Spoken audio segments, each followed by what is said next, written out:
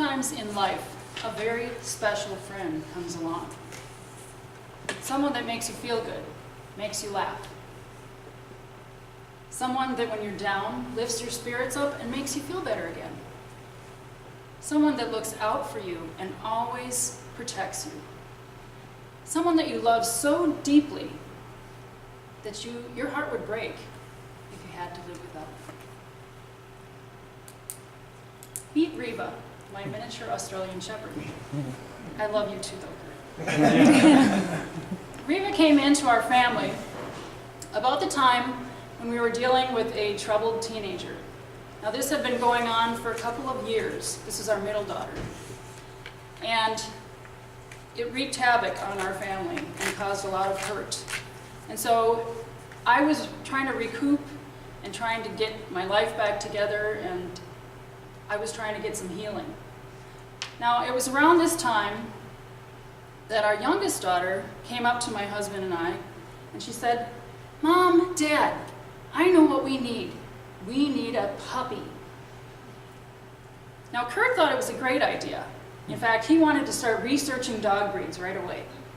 But I said, wait a minute, we have a dog. We had a German Shepherd, like a 10-year-old German Shepherd. Now, granted, he was getting old, and his health was poor, and maybe they were just planning ahead, but I wanted to put the brakes on this whole idea because I actually thought it would be nice to have a break from having dogs. It'd be nice to not have to clean up the dog hair, not have the responsibility. We had had this dog for 10 years, and before that we had another German Shepherd for about 10 years. So we're having dogs for 20 plus years. And I thought it would just be nice to have a break, so I kind of said, no, I don't want to get a puppy. Well, they kept pressing and pressing, and Kurt kept researching and researching, and finally he came up to me one day and he said, "Honey, I found the perfect breed for us. It's an Australian Shepherd. They're smart, they're a great family dog, they're loyal, and guess what? I found one. There's a breeder in Whatcom County, and they just had a litter. Can we please just go look? We don't have to get the dog, we'll just go look." Well, tell me who could just go look at her and not want to bring her home? She was adorable, of course. But they were trying to fool me because they knew that if we went out to look at her, that we would bring her home. So I stood my ground and I said, no, we're not getting a puppy. We're not going to look. Well, a couple days later, Kurt came up to me and he said, I have something we can do to resolve this problem. You know, we want a dog, you don't. So he said, I want you to do a psychic reading. And I want whatever answer you get, we'll go along with it. Now, little did I know that he had already done a psychic reading and he got the answer that he wanted. Now, if any of you, some of you may know that both Kurt and I did clairvoyant training for about a year. And so yes, we do know how to do psychic readings. And I have come to trust that information quite a bit. I give it a lot of credence. And one of the techniques that we do when we do a psychic reading is we meditate and we tap into our higher self. We get information from our wiser spiritual self for answers. And so I have come to trust that information. And I was reluctant to do the reading because I might not get the answer that I thought I wanted here. So, but I did agree to do it. I sat down, I did a reading, and I asked the question, should we get the puppy? I got a resounding yes, we should get the puppy. And the reason being was that this puppy was going to be very healing for the family, which is just what we needed at the time. So the next day, we went to the dog breeder, and before you know it, we have a cute little puppy. Now, from day one, Reba was the cutest, sweetest, most adorable, cuddliest little puppy ever. The only one that didn't agree with that was our German Shepherd. He was jealous. But everyone else adored her, and she adored her new family. In fact, she adored us so much that she didn't want to spend one minute without us. So we took her everywhere.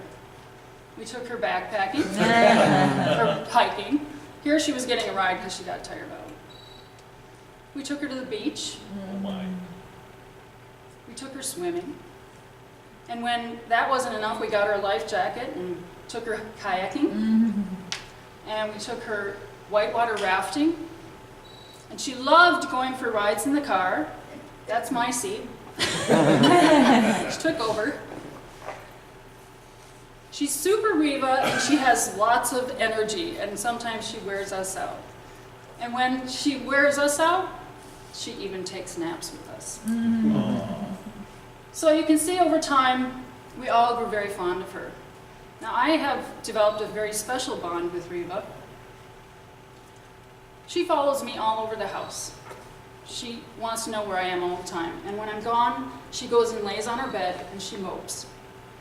And when I arrive back home, she races out the door, circles around me, wiggles her tail, jumps up and down, licks me. She's just super excited to see me, and I just really love that. And she's also very psychic. So she knows before I even make a move what I'm going to do or what I'm thinking. Now the lesson that I learned here from all of this was that the very thing that I didn't want was exactly what I needed. My higher self knew this, but I didn't.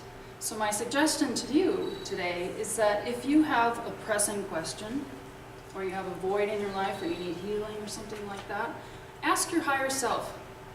You might even get the answer to get a dog. Thank you.